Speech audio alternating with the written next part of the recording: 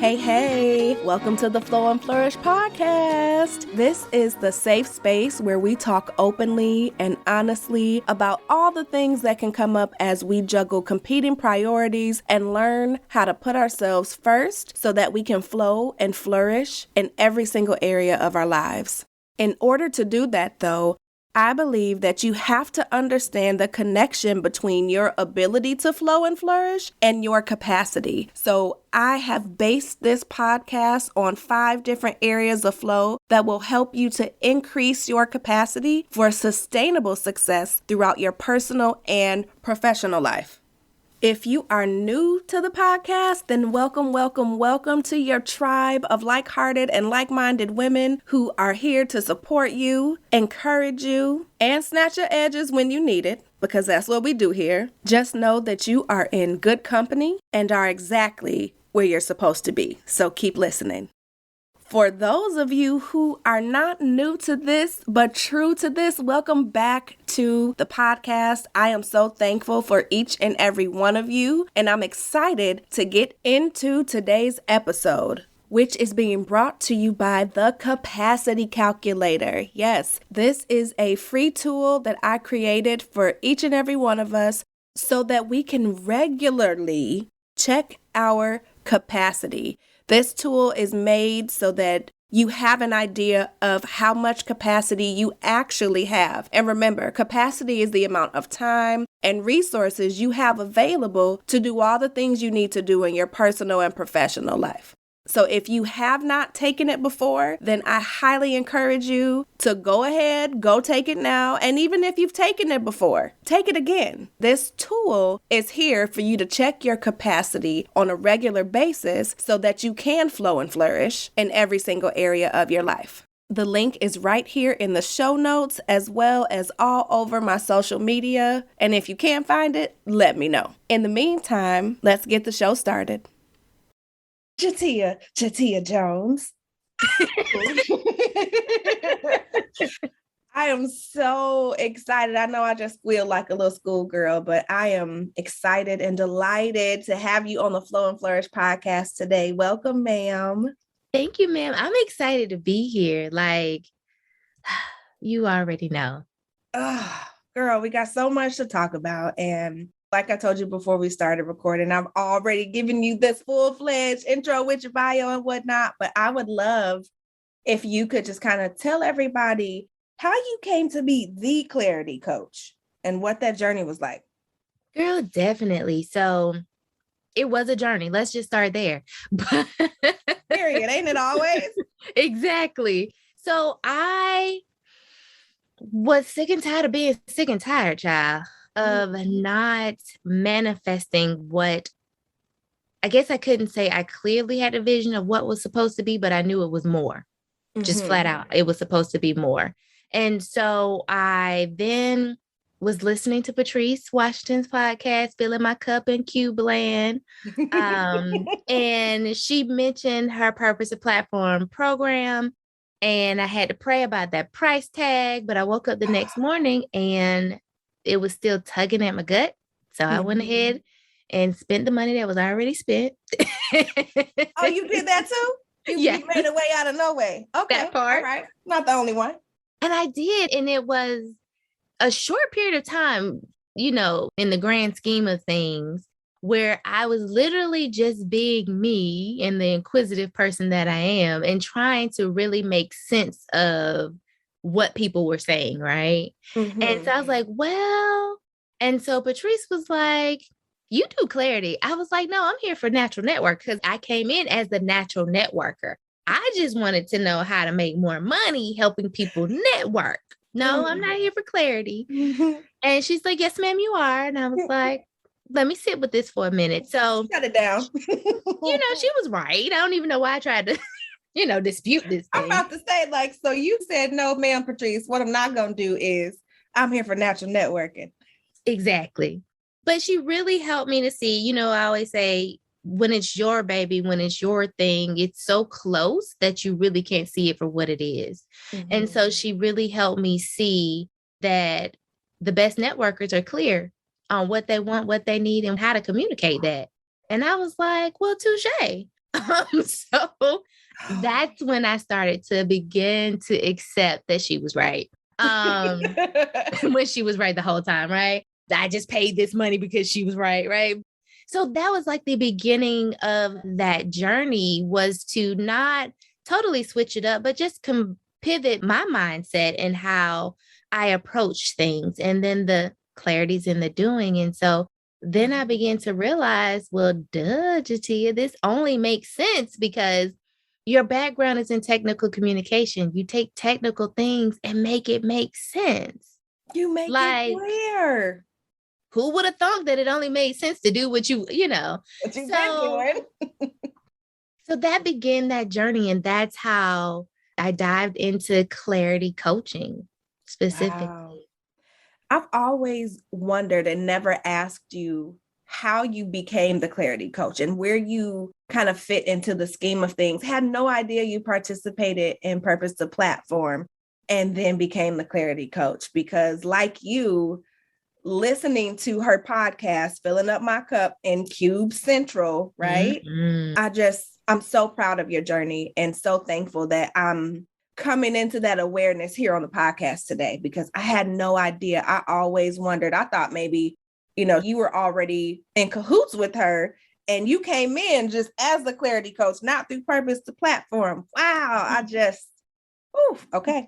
And we just got finished talking a little bit earlier about divine timing, divine intervention. And when she asked me to be the clarity coach, she's like, I have somebody in mind who's already established. She's like, but there's something I see. Oh, you're giving me goosebumps, Jatia. And I was like, well, thank you, God. But then the pressure comes, right? Because it's like, now you got to deliver. You see it, but I don't see it yet, right? That part. So, girl, you talking about max capacity at that point of everything I put on my own shoulders.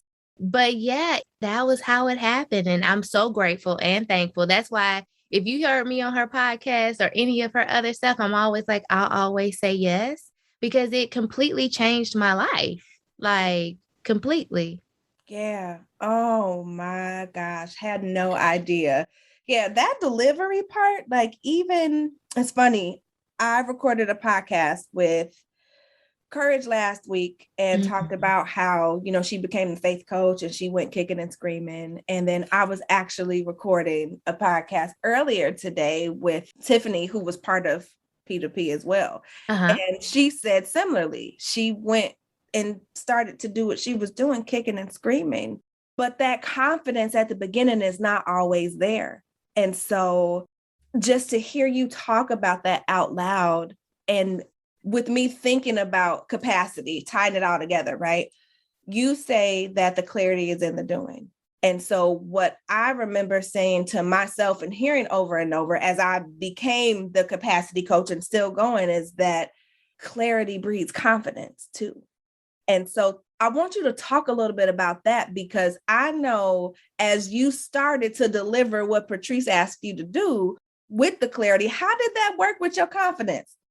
Girl, listen, I will say also, like, majority of us are, what do they say about entrepreneurship? Is like building the plane on the way down. Oh, you building and flying the plane at the same time? Right. Something so like that. That's, most of us are innately in that mindset anyway. It's like, come, a high water, we're going to make it happen. Right. Mm-hmm. And so, but that confidence was definitely, you're questioning yourself, you're doubting yourself. You're like, like, I know this is what I naturally do. At least that's what they told me.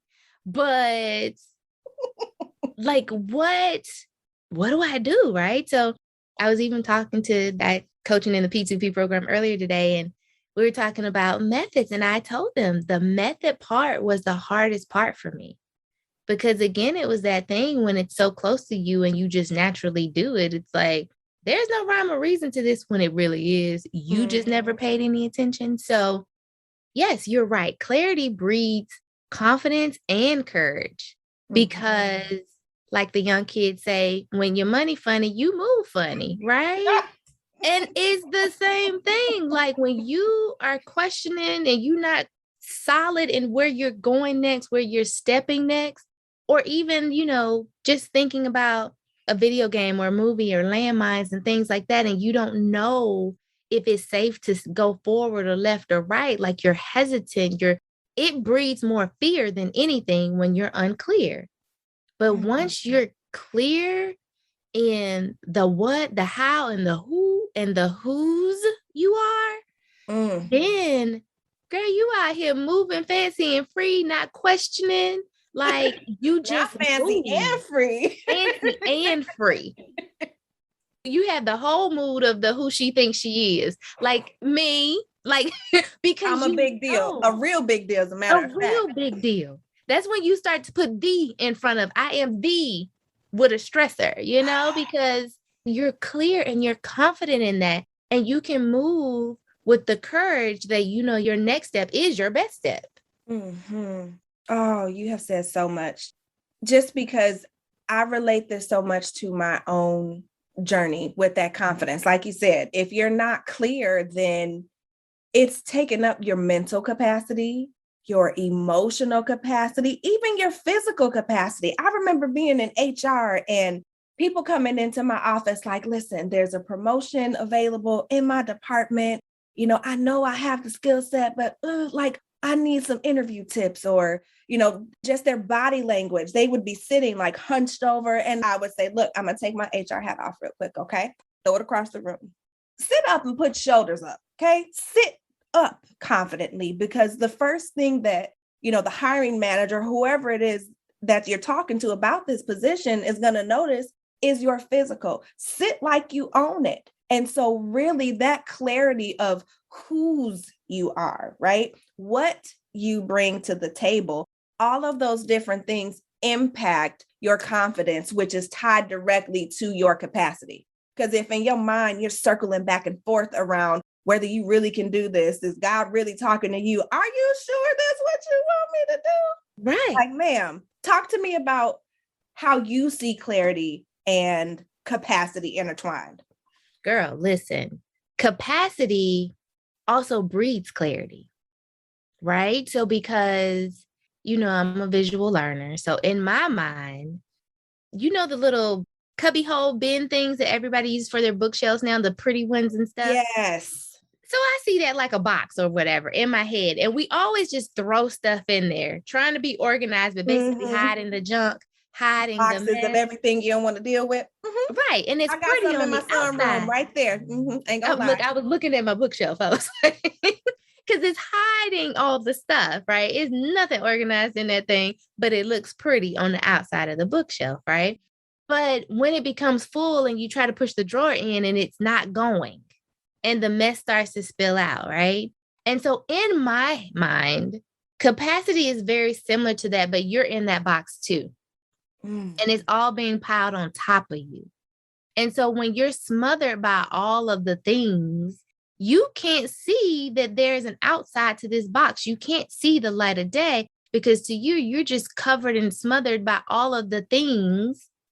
And now you feel like you're just buried in a dark hole, and you can't think clearly. You can't see clearly because all you see are the things.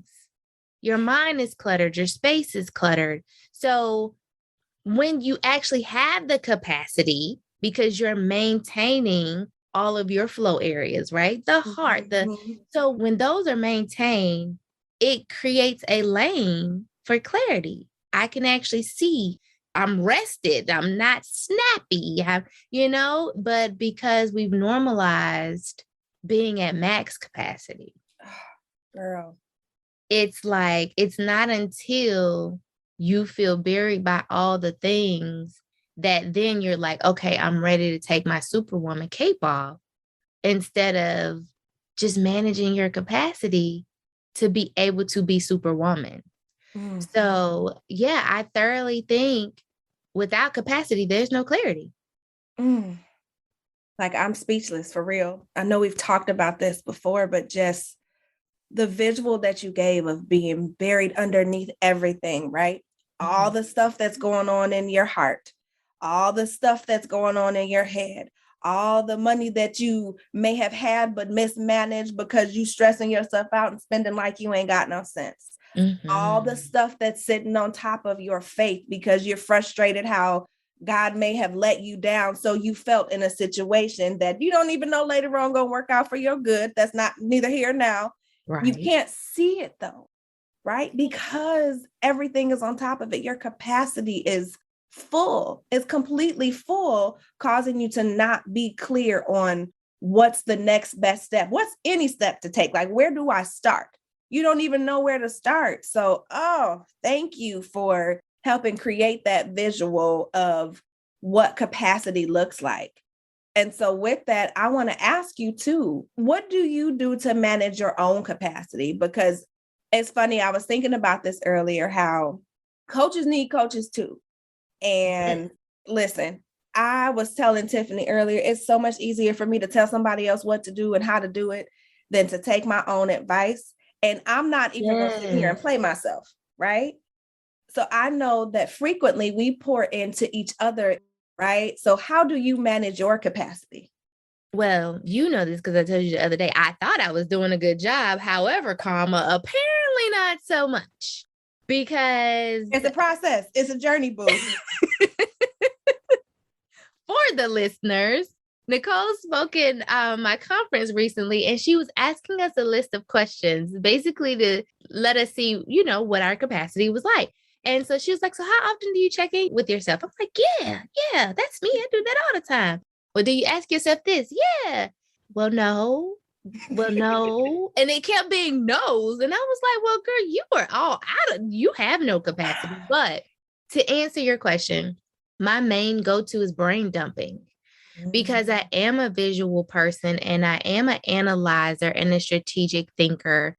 So my thoughts go to visions in my head before they come out. And so I have a lot going on in the brain at all times, right? And so for me, I have to just dump it out. I have to write it out. It doesn't have to make sense to anybody but me. It probably ain't even spelled right. I just try my best to make sure I can read it again later because I'm writing so fast. But once I get it out of my head, I literally feel less stressed. I feel less anxiety. And then because I am so strategic, I go into organization mode. And I then prioritize my stressors, which is very important for me because I used to find myself like stressed all the way out about 2 days from now. And it prevented me from doing what I needed to do today, which compounded that stress by the time I got to 2 days later. Girl, listen, you sound like me a week ago. I was thinking about all the stuff I needed to do the following week and allowing myself to get so frazzled. Yeah. Right? And I had to brain dump. I literally heard you in my head from the last day of the conference, like dump it out. But some of us don't even know how to brain dump. And I know that sounds crazy, but like, I think of it how when you were in grade school and the teacher told you to brainstorm, right? And you just put everything down. But is there a way to give somebody some guidance on how to brain dump? Where do you start if you have not done this since you were in 5th grade? How you brain dump? But what you literally just said, like everything that comes to top of mind. So that's why after you brain dump, will need to organize and compartmentalize. But while you're doing it, because a lot of times the first thing that comes to mind, it has absolutely nothing to do with our to-do list. It's a worry about somebody else.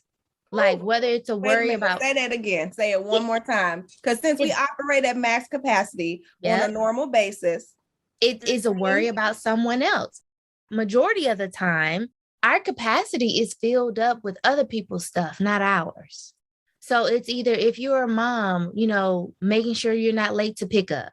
If you are, I don't even know, you could just be a sibling, making sure you took the chicken out the freezer before mama got home. Like kids can eat. Right. So it's like, it's always worrying about the someone else. So literally let it out your head because you're relying on your brain to remind you and you already don't trust your brain to do that. So that stresses you out more. Yes. So just let it out in whatever pops in your head in that order. And then once you start to feel like you got it all out, your to-do list for work, the kids, the dog, the grocery shopping list, reminding yourself you need new tires and an oil change, which I need to do. And like really write it out and then go through your list and then prioritize your stressors. What has to be done? Not that easy stuff like sending an email that you can do 5 of them and get them out of the way. No, because that's only delaying what has to be done. And then go through there and put that in order, even if you just number it and then cross them off the list, because having to pause and think about what to do next stresses you out more. When if you just have it, you save time, you're buying yourself more time. You might even get like 2.2 seconds longer to sit on the toilet and take a breath. Girl. Without everybody else, because you actually made a list instead of trying to keep it in your head. And you're not trying to figure out what do I have to do next. Ma'am, the reality is, yes, we so stressed out about thinking, what is the next thing that I have to do? Yeah. Right. And we think we can keep it all in our head, right? Just because you're good at juggling some of the things and you remember, eventually all them balls you got going in the air, many or all of them are going to fall. And that's what that max capacity looks like. So it's so essential for you to write all of this out. And I love how you talk about identifying, I'm going to call it the essential versus the important. And you refer to it as, the things that need to get done. To me, that's essential, right? One of the things that I do on a regular basis, and this is from The 7 Habits of Highly Effective People, which I need to go back and reread that book because, when you reading through, you're like, oh, this is good. This is great. Anywho, from that book, it talks about listing out the things that you need to do based on your role. And so I list out, what do I need to do as a mom, as a wife? What do I feel like I need to do as a daughter? But even learning, let me restart that. I put myself at the top of that list first, because when I started to write that out, I did just what you said. My brain dump was for everybody else. The kids need dentist appointments, got to schedule date night with the husband, got stuff I need to do for the business, the laundry, the dog need his nails cut. And by the time I got done figuring out what everybody else needed, I was like, well, what do I need? I'm too tired to even think about what I need. Yeah. So as we start to brain dump and organize, I'm going to go further and encourage everybody to put themselves at the top of that list, because you tell me and everybody else all the time, you cannot give from an empty cup. You're supposed to give from your saucer. Ain't no overflow if you ain't putting nothing in. Come on now. Like zero. So I just love the notion of writing it out so that you can have 2.2 more seconds on the toilet to breathe before the kids get off the bus, or before the husband asks you to do something, or before your mama call and ask what you doing. Will you? Exactly. Oh, now I want to talk to you about your ABCs of clarity, because I think that it is so important, not just important, it's essential in the clarity process. So can you talk me through the ABCs for those of us who may not know what that is? Definitely. So A is acceptance, B is believe, and then C is connect. The main piece that I normally harp on with acceptance is it's a journey. It's hard. And it's the one thing that a lot of us don't do. We don't accept that your friend is who they are. And they may not be able to go to this next chapter or season, if you want to talk TV, this next season with you. And just as much energy as it takes you to vibrate down to their level to try to encourage them and push them and support them, it takes just as much energy for them to try to gravitate to your level. So accepting who they are allows you to leave them where they are until they want to meet you along your journey. It doesn't mean you don't have to be friends anymore, but it allows you to truly accept them so that y'all don't have this tug of war of you trying to pull them up and them pulling you down. Accepting that the good and the bad in life happened for you. It didn't happen to you. A lot of us kind of get stuck in victim mode, and you have all the rights to have all the feelings because we all done had them, right? be angry, be mad, but just know that it happened for you.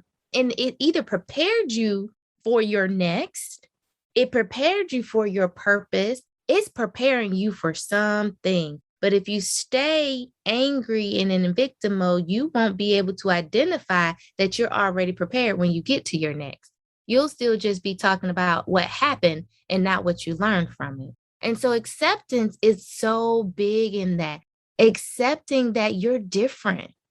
You're meant for more. Your capacity is going to be different than everybody else's. Your patience might not be as long as everyone else's, but how you deal with life, that is accepting that you are you and you are different, and that's your secret sauce in your uniqueness. And so that's what I really want people to take away from accepting, because until you truly accept, things get a little bit, but you'll never really get to clarity.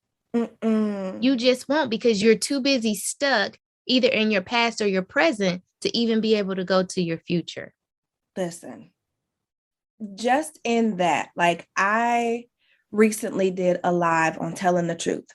And it's essentially about that, accepting it is what it is, telling the truth about what's going on in them relationships. When somebody shows you who they are, believe it. Accepting what's going on in your bank account while you talking about balling out of control, really you negative, right? The way your bank account set up, ain't nothing in it. Like, believe what you see. Accepting that you may not be feeling the same way about your job that you did 2 years ago, 6 months ago, 30 days ago, right? That things have changed. Really being able to tell the truth about what that is, what that feels like, and how it's impacting you. So, I'm all for this acceptance. Oh, my goodness. You said something that was good too, because a lot of us, we find ourselves as a coping mechanism, hope, wishing, and praying. Oh, girl.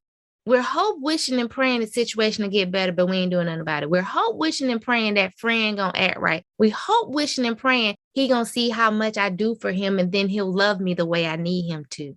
We're hope, wishing, and praying.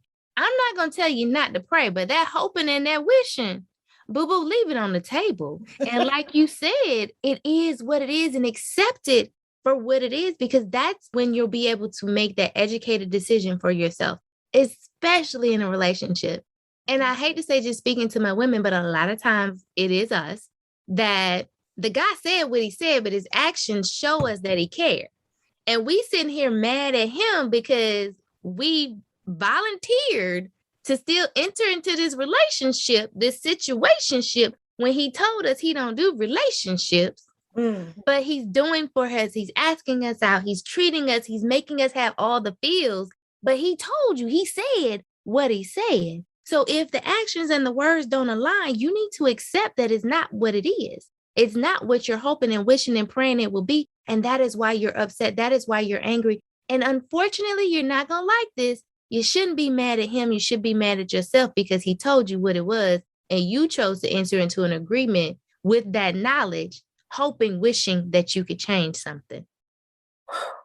So that's why acceptance is the hardest one, because it entails so much when it comes to feelings.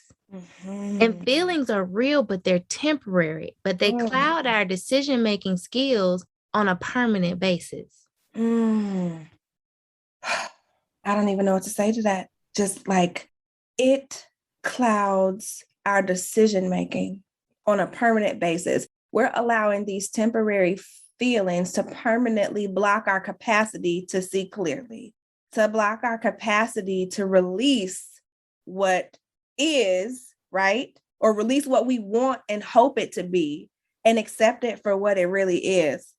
Like, girl, if you don't get clear after acceptance now.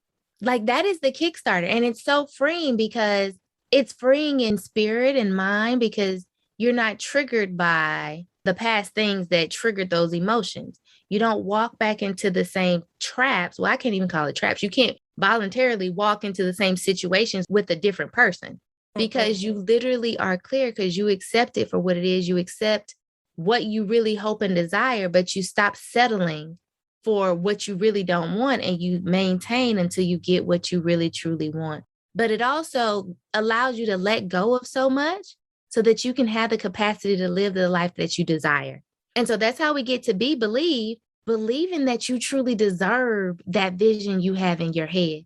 Just because nobody else around you can see it, nobody else desires to vibrate that higher in your area code and your zip code. Because I promise you, there are people outside your area code and zip code that do. You have to believe, it's cliche to say, you have to believe to achieve. And so once you've accepted all of that and you believe it and you can see it, now let's connect. Let's connect the dots from your past and your present so you can get to your future. What prepared you? What skill sets that you have that you may no longer use from 5 jobs ago that are now ready to be pulled out and dusted off, that align with your passion and your purpose so you can go out there and have impact and income, and then connect to the people who can help you do it, because you're not meant to do it all by yourself. And so accept, believe, connect the dots, and connect with people. Connect being the whole C are the ABCs to clarity. Once you do that, you have a yellow brick road to get from A to Z. Girl, I hear the whiz. Ease on down, ease on down. That's exactly what I've been picturing in my head with Diana Ross and Michael Jackson. You know what I'm saying? Oh, that belief part is so important because I know, I agree. Yes, it's cliche, but it's true. Whatever it is that you believe you can achieve, and you will, because I think Patrice said this and got it from Steve Harvey, that you don't get what you want, you get what you believe, right? And if you believe that you deserve a very good paying job, a healthy, happy, whole relationship, that you deserve, the world, that you deserve to be happy in all of these different areas of your life, ma'am, you're going to get it. You're not going to stop until you get that, right? What you grabbing, girl? So I just learned the other day, let's see if I can find it really quickly, that's also Bible. Get out of here. Yes. So in the journal, let me see if I can find it really quickly. She says, and believe bigger. So I think this is it. The scripture is Matthew 21:22. In all things whatsoever ye shall ask in prayer, believing ye shall receive. And she says, but the real test is in the believing. If prayer is the pathway, belief is what enables our petition to pass through. Prayers must be bathed in belief first, and belief is the activator. Ooh. So that asking you shall receive is not the asking, it's the believing piece that activates that. It's the belief for me all day. Because you can ask, right? But if in your heart of hearts, you don't believe that it's possible, you're not going to take the action to get any of that. Like, I know I talk about in my story how at the same time as I was going through that separation from my husband, I believed that there was a job that I could get closer to home that would still pay me 6 figures, right? Before then, I didn't believe it, so I didn't seek it. And then once I did, I found it, right? And I got it, but it takes that belief. Before you pray, you have to believe that it's coming to fruition. So I love that. And then, girl, you talking about connect, like how caught up do we get? First of all, you said 2 parts of this, connecting the dots, right? Of the things that you did in your job 5 years ago to your passion, to your purpose. You talked about this as you transitioned into the clarity coach. It's what I call in my HR speak, those transferable skills, right? You didn't even know why you was learning how to deal with customers in the way that you were dealing with them. But now, since you got your own business, customer service is the crux of business relationships, right? Nobody could have told me that being in HR and teaching managers and leadership how to have emotional intelligence and how to really be vulnerable with their employees was going to lead me to the path of being a capacity coach. I didn't see that. I had no idea. So those transferable skills, like really calling on everything to connect the dots of what's going on now, is important. But what I think is just as important is getting outside your zip code and your area code. And that's what drew me to Purpose to Platform, because I talked all day long about what I wanted to do for years. And I love my husband dearly, right? But he got it, but he supported on a certain level. My mama didn't understand. Sisters didn't understand. Friends like, girl, why would you? Right. I needed to submerge myself with other like-hearted and like-minded women that would pour into me that say, girl, I know you can do it. You know what I mean? Mm-hmm. So like, don't be afraid to step outside of where you traditionally would get that support, because that vision is yours. It ain't theirs. Come on now. And that helps with your capacity too, because you're too busy trying to convince them that your vision is real. Oh, I'm gonna fall out this chair. Girl, so when you go into the pool of people that really get you and your people, and you don't have to overly explain anymore, especially to my multi-passionate people, we always feel like we overly explaining something because nobody I gets do this because this and this tied to that. Somebody saying I get it is like, wow, I got the mental and emotional capacity. I ain't even got to say nothing else. Girl, you got 20 more minutes in your day because you just saved yourself, that 20 minutes of overly explaining. And that for somebody to look at you sideways like, girl, you're doing too much. And then you feel bad and you moping and all of that. Girl, yeah, it frees you. Go outside your area code and your zip code. That's an easy way to add to your capacity right there. Easy. Listen, so you could be fancy and free, like you said. Girl, listen, twirling and all. I love it. Oh my goodness. You know that I would love to sit here and talk with you all day long, because clarity and capacity in my mind go hand in hand. Like you cannot have one without the other. And if you want to achieve that clarity, you're going to have to make room for some stuff, right? Mm-hmm. You're going to have to make room, have the capacity to get the clarity, release some of those unfulfilling relationships, right? Become aware of who you're spending your time with, what you're thinking about, what you spending your time on. We talked about that in your episode, right? Yeah. Like, listen, it's not just time management. It's understanding what's taking up your time, what's taking up your capacity, because once you have that space, that's where that clarity comes. So, okay. I need to ask you a couple of questions that I ask each and every guest. Okay. Is that all right with you, ma'am? Yes, ma'am. Yay. All right. There's 3 of them. So the first one is, if you could go back in time and have a conversation with the 17-year-old version of yourself and give her one piece of advice and one piece of advice only, what would it be and why? Everybody take a deep breath. Girl, right. Because it would be, continue to be you when you feel like the minority. Because the 17-year-old version of me, she was a beast. Like, you couldn't tell her nothing, okay? And then life really happened. I moved outside of my little pond to the big city.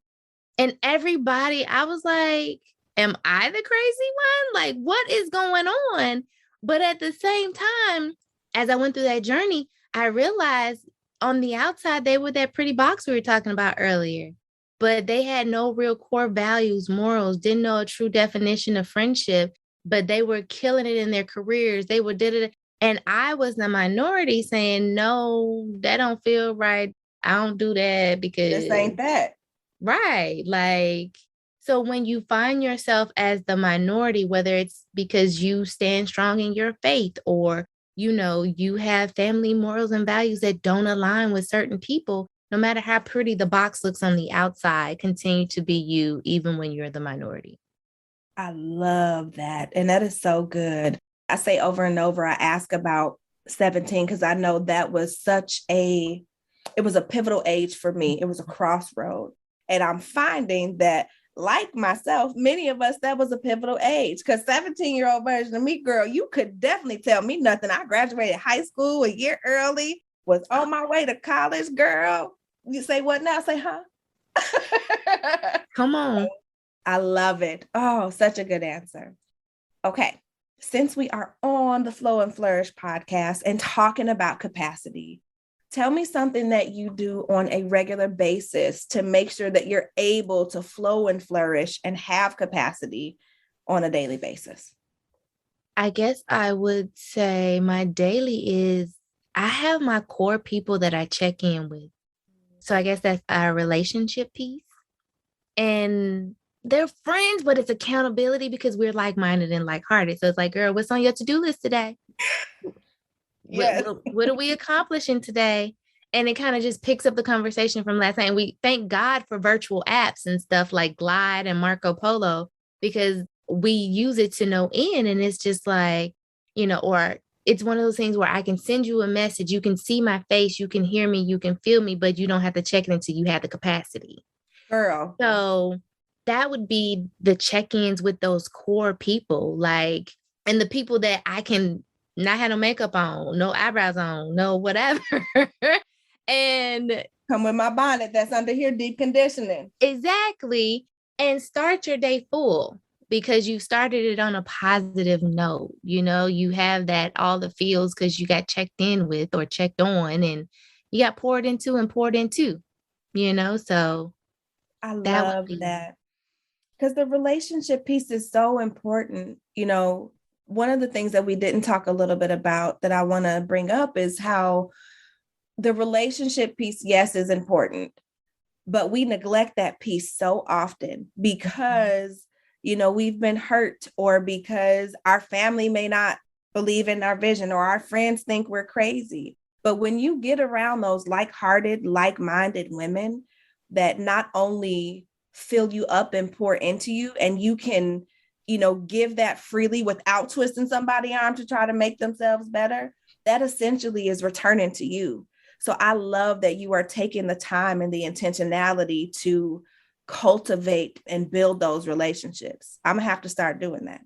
And what I found too is the ones that I was frustrated with because they didn't get it, or the ones that, because Hershey me kind of sort of out of sight, out of mind, unfortunately. Like I had to really put forth the effort to check in with people, but it gave me the capacity to approach them with more grace because I had my outlet of my people, right? Mm-hmm. So when I approached them or checked in, because normally it's like family, mm-hmm. I could do it without the frustration or without the, bitterness from you not listening to me or supporting me previously, mm-hmm. because I now have a cup to pour into that understands and they pour back into me, like you said. So it expands the health of all relationships. Once you have that type of peace, you have the capacity to deal with so many other types of relationships. That is so good. Yeah, because having those people that love on you, I too have noticed the capacity for grace mm-hmm. that I extend to, the people around me who may not have once understood or still don't understand what I'm doing, why I'm doing it. I'm not looking at them sideways no more. Right. I'm like, it's cool. Yeah. I still love you. Yeah. Now let me go on over to my peoples. My people's calling. It's good to see you though, girl. Exactly. That part. Okay. So the last and final one, we've talked about so many things. You've given so many pieces of wisdom and just, I cannot wait to push this out. But what is one thing that you want the listeners to walk away with from our conversation today about clarity and capacity? To really, really no pressure. Well, no, I want them to lean in and hone into everything you have to give to them so they have the capacity for clarity. Because I wholeheartedly believe without capacity, there's no clarity. Like, on those days where I'm foggy and I can't think straight, I need to be able to go to someone else to help me help it make sense, right? Mm-hmm. And it's normally when I'm being superwoman, mm-hmm. right? And so I want them to dive in and take every single nugget you have to give and truly pay attention to their intentions. Pay attention to where you intentionally put your time. Pay attention to make sure that your 5 areas of flow, that they are balanced and aligned so that you can get the clarity to go out and do what you're meant to do so you can help us all make the world a better place. Like you are needed, but you can't feed if you're not fed. And if you don't have the capacity to do, like they say, put your mask on first. And I used to think it was crazy, but if you don't know how much oxygen is left in the cabin of the airplane and you trying to help somebody else put theirs on, you're probably going to go down and so is everyone else. So definitely manage your capacity in a positive way so that you can do all the things to make us all better because you're needed. I love you. I love you too. Oh my gosh. I agree with you so much. And the mask analogy, I remember the first time I got on the airplane as an adult and hearing them say that, I was like, that is crazy. I'm going to put the mask on my kid first. And exactly. Because ma'am, you're going to fall out. You're going to pass out. Right. And then you can't put on the mask. So I get it. And that's what capacity is about. It's about what's coming in and what's going out and being able to manage that. And you cannot do anything if your mask is not on. So thank you for saying that. Now, I know you always got a lot of good things going on. You have your phenomenal podcast. You have your clarity circle, so many different things. I know somebody's going to want to and need to work with you after hearing this. So how can they get in touch with you? What kind of events and things do you have going on? Definitely. Well, thank you. You can always find me at jatiajones.com.